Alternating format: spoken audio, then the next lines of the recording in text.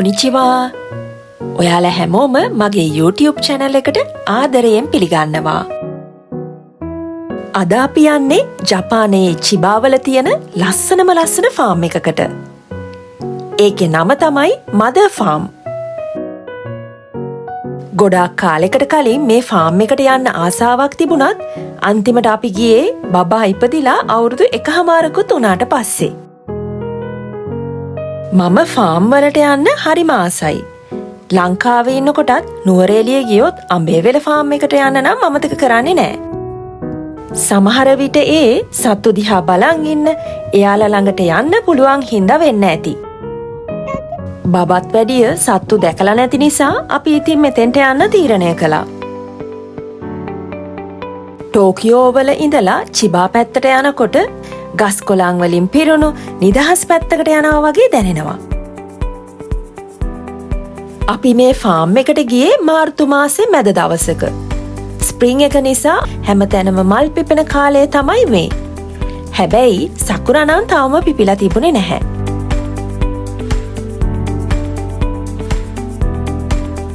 පයින් ගස් වලින් පිරුණු මේ වගේ පාරවල් දිගේ යනකොට මට නම් මතක් වෙන්නේ නුවරඑළියේ ඉඳලා ඔහියට යන පාර.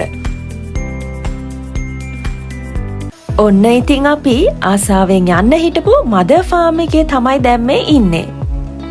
හරියට අඹේවැල පැත්තට ගියා වගේ.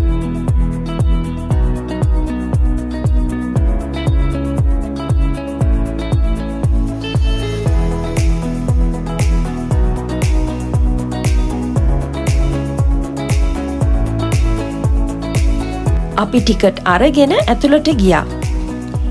එක්කෙනෙක්ට එන්ට්‍රන්ස් එකට යෙන් 1800ක් වගේ තමයි උනේ. මදර් ෆාම් කියන්නේ අක්කර 600ක් විතර ලොකු ෆාම් එකක්. සත්තුන්ට කෑම දෙන්න, ෆ්‍රෙෂ් මිල්ක්, අයිස්ක්‍රීම් වගේ රස බලන්න, ලොකු මල් වගාවන් වගේම එක ඇක්ටිවිටීස් කරන්න පුළුවන් තැනක්. ඒ හින්දා පවුලේ අයත් එක්ක ඩේ අවුට් එකකට යන්න හොඳ තැනක් මේ ෆාම් එක. අපි මෙතෙන්ට එනකොට පොඩ්ඩක් පරක් වුණ හින්දා සමහර තැන් ස්කිප් කරන්න වුණා. අපි මුලින්ම දැක්කේ මේ කැපිබරා කියන ලෝකේ ඉන්න විශාලම මී වර්ගයක්. දකුණු ඇමරිකාවට ආවේනික සතෙක් වුණාට ජපාන් වල ෆේමස් වෙලා තියෙන්නේ ඔන්සෙන්. එහෙම නැත්නම් ස්වභාවික උණුදිය නාන ස්ථානවල රිලැක්ස් වෙලා ඉන්න සත්තු జాතියක් විදියට. මෙයාලව නම් ඉතින් අපි හැමෝම දන්නවනේ.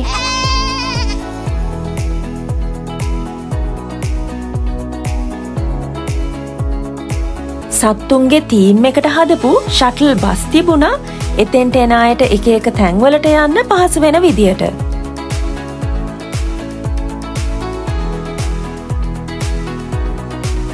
මෙතන එහා පැත්තේ තිබුණා උසමොරු හවුස් කියලා හවුස් එකක්. මෙතන හාවෝයි ගිනිපික්ස්ලයි ඉන්නවා. එයාලව ළඟට ගිහින් බලන්න, අල්ලන්න පුළුවන්.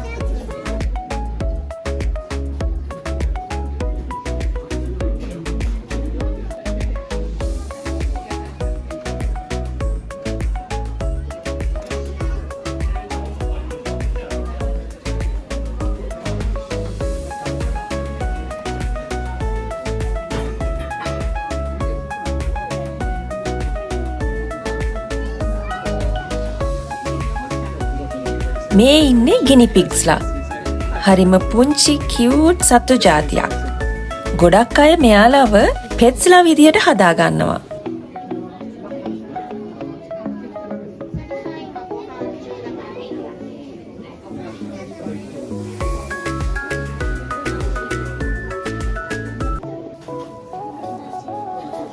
කලිනුත් මම කිව්වා වගේ අපි මෙතෙන්ට ආවේ බබාටත් සත්තු පෙන්වන්න ඕනි හින්දා.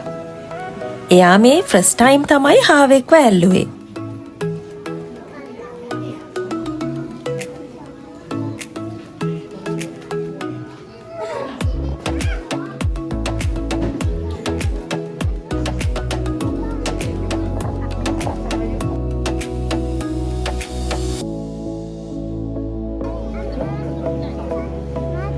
හාවෝ ඇල්ලුවට පස්සේ අනිවාර්යයෙන්ම අත හොදන්න ඕනි. අපි අත් හොදගෙන ඊළඟට ගියේ මෙන්න මේ ලස්සනම ලස්සන කැනෝලා මල් යායක් බලන්න.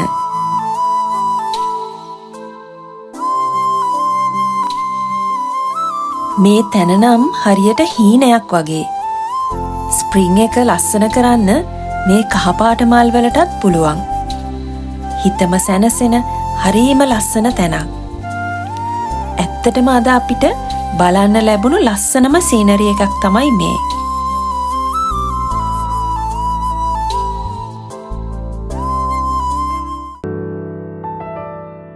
දැකලා තියෙනවද ලස්සනම ලස්සන කැමේලියා මලක්? අපිට ඊළඟට යන්න තිබුණේ අශ්වයින්ගේ බැටළුවන්ගේ ෆාම් එකට. එන්න අපි ගිහින් බලමු එතන මොකද වුනේ කියලා.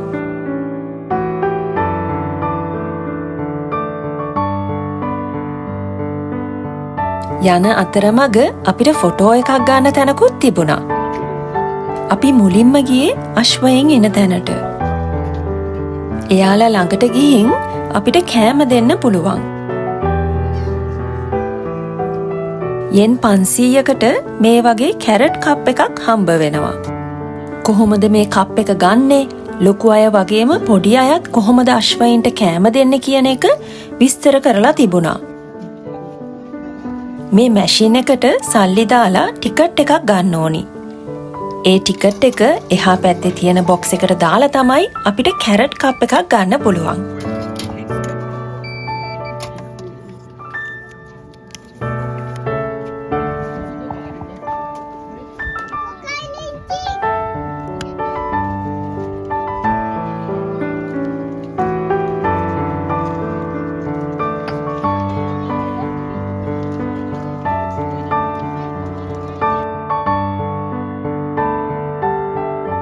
අපි මෙන්න මෙයාට තමයි මුලින්ම කැරට් එකක් දෙන්න යන්න හිතුවේ.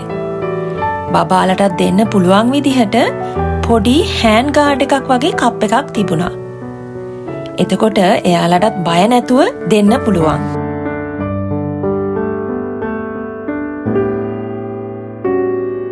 බබාගේ නම් මේ හැම එක්ස්පීරියන්ස් එකක්ම පළවෙනි පාර. එයා නම් තව එකක් ඕනි කියලා ආසාවෙන් අශ්වයින්ට කෑම දුන්නා.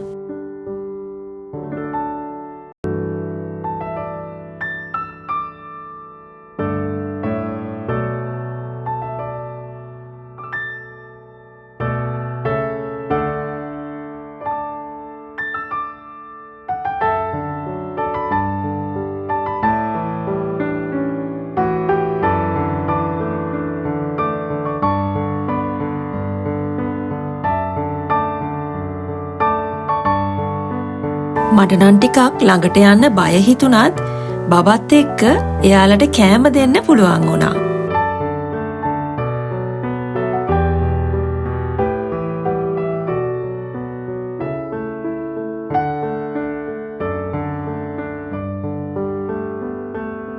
එතනින් පිටත් වෙලා අපි ගියේ හරිම ලස්සන තැනකට. ඒ තමයි බැටළුවෝ ඉන්න ෆාම් එක. මම නම් බැටළුවෙක් දැක්කෙත් ගොඩ කාලෙකට පස්සේ. බබාගේ නම් ඉතින් ෆස්ට් ටයිම් තමයි. ඒ නිසා හරිම ආසාවෙන් තමයි අපි එතෙන්ට ගියේ. මෙතනත් බැටළුවන්ට කෑම දෙන්න පුළුවන්. යෙන් 200ක් වගේ තමයි යන්නේ. එහා පැත්තේ තියෙන බොක්ස් එකට දාලා කොළ පාට බොක්ස් එකෙන් කෑම තියෙන බෑග් එකක් ගන්න පුළුවන්.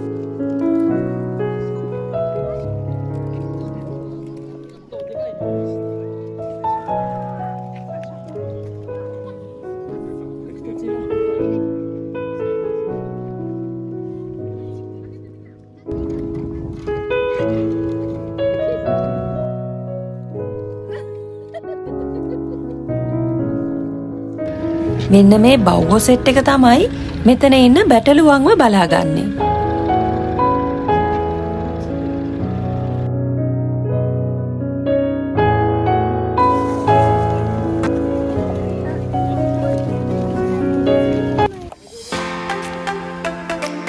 මෙතන බැටළුව බලාගන්න අය අපිට කිව්වා පාරෙන් අයිනට වෙලා කැමරාස් ඔන් කරගන්න කියලා. අපිත් පුදුම වුණා මොකද්ද මේ වෙන්නේ කියලා. එතකොට තමයි මේ බැටළුව සෙට් එකක්ම ඈත ඉඳලා දුවගෙන ආවේ. ඒකනම් ඇත්තටම හරිම අපූර්ව එක්ස්පීරියන්ස් එකක්.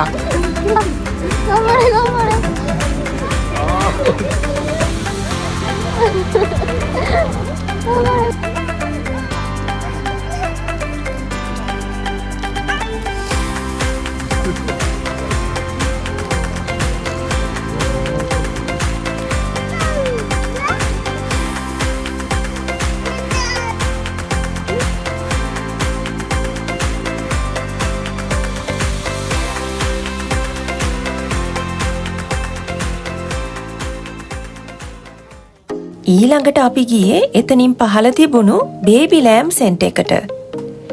ප්‍රෙග්නන්ට් වුණු බැටළු අම්මලා, කිරි දෙන අම්මලා වගේම පුංචි පැටව් බලාගන්නේ මෙන්න මෙතන. මෙතන ලියලා තිබුණා මදර් ෆාම් එකේ ඉන්න බැටළු පැටියන් ඉපදෙන්නේ පෙබරවාරි ඉඳලා මාර්තු මාසවල. ඒ ස්ප්‍රින්ග් එකේ හොඳ වෙදර් එකක් තියෙන හින්දාලු. ඉපදිලා මාස 3-4 වගේ පළවෙනි වතාවට වූල් කපනවලු. එහෙම කරන්නේ එයාලට සමර් එකේ රස්නේ නැතිව කම්ෆර්ටබල්ව ඉන්නලු.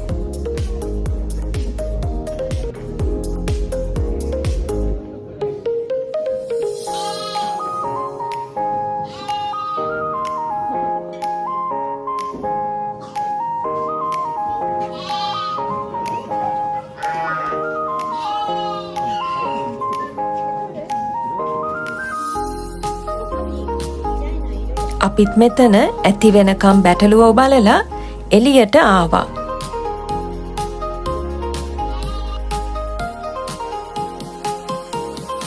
මෙතන තියෙන පරිසරය හරිම සුන්දරයි. තව ටික දවසක් ගියාම කොළ පාටට තනකොළ වලින් වැහිලා ලස්සන ග්‍රවුන්ඩ් එකක් බලා ගන්න පුළුවන් වෙයි. අපිට තව ඇවිදින්න වෙලාවක් නැති නිසා ආපහු යන්න පිටත් වුණා. මේ ෆාම් එකේ බංජී ජම්ප්, සිප් ලයින් වගේ ෆන් ඇක්ටිවිටීස් තියෙනවා. ෆාම් එකේ ලස්සන බලන්න වගේම ඇඩ්වෙන්චර් වලට කැමති අයට මෙතෙන්ට යන්න පුළුවන්.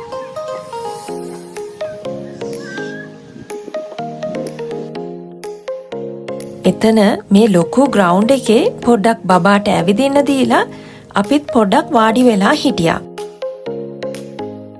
එයාටත් ඇති තරම් දුවන්න පුළුවන් මේ වගේ තැනකට ආවොත් විතරයි. ඉතින් අපි මෙතන ටිකක් වෙලා ඉඳලා ගෙදර යන්න පිටත් වුණා. තව ටික දවසකින් මේ සකුරා පොහොට්ටු පිපිලා මුළු පරිසරයම තවත් ලස්සන කරයි. හරියට අපේ ජීවිතය වගේ. හැමදාම අලුත් බලාපොරොත්තු, ලස්සන දේවල් එක්ක තමයි ජීවිතය ගෙවෙන්නේ. ඉතින් ඉස්සරහට එන ලස්සන වසන්ත කාලේ ලස්සන බ්ලොග් එකකින් ආපහු හම්බ වෙමු. එතකන් පරිස්සමින් ඉන්න. සීතල හදේ කැවුනා ජීවිතේ මොහොතකින් වෙනස් වී හැරෙති අරමුණක් සිතුමිනක් තෝතෙහි රැඳෙති පිච්චමල් වැස්සකින්